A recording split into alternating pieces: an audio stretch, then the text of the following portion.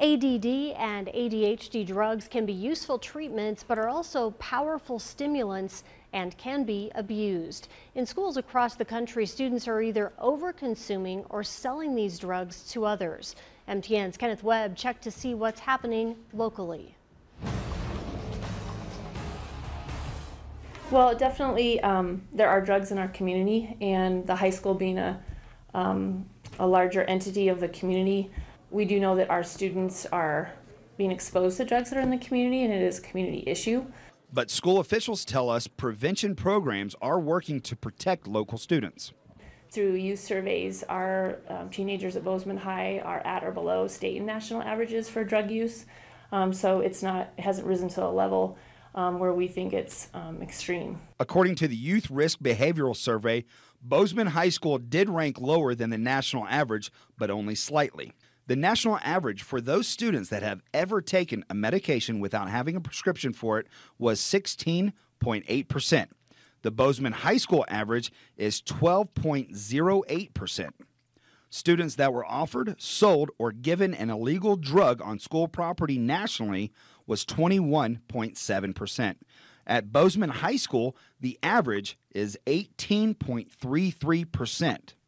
Bozeman School District administrators told us that they think they are below average numbers here because of proactive measures in place at the school and because parents and adults are doing their part at home. I think in the larger community, I think marijuana is something that is definitely on the radar, and that our canine searches are regular and random, and so we've always done those as a proactive measure, and we don't find drugs when we're doing those typically.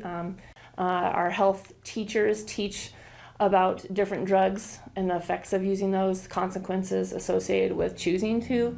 So we do a lot of proactive teaching. We also are just really diligent in the hallways with supervision. Our staff are trained in what to do if they suspect a student may be under the influence, making sure the school is a safe place. We start educating our students in elementary as to healthy choices and making those healthy choices and choosing good friend groups and what that looks like, and we encourage our parents to participate in that. We can't stress enough that parents have to be that front line. There's no substitute for parental vigilance and making sure that students have a number of significant adults in their lives to help them make healthy choices.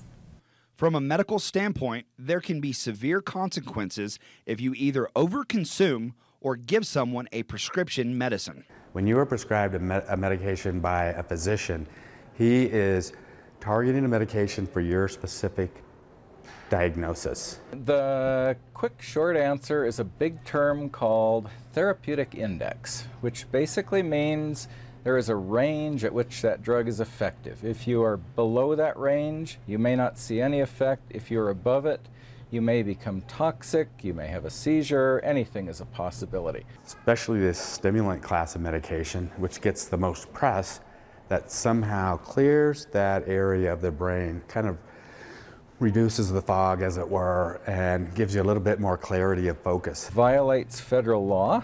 Why should you care about that? Because with no knowledge of their medical conditions, their medical situation, it could be highly inappropriate. Your sharing of a medication with someone else could put them in a situation where arrest, hospitalization, possibly even death. You gave it to them, you are liable. Even though drugs may not be a big problem here at this local high school, however, the staff did want me to mention that with smoking and drinking could lead to some of these harder drugs. Reporting from Bozeman, Kenneth Webb, MTN News.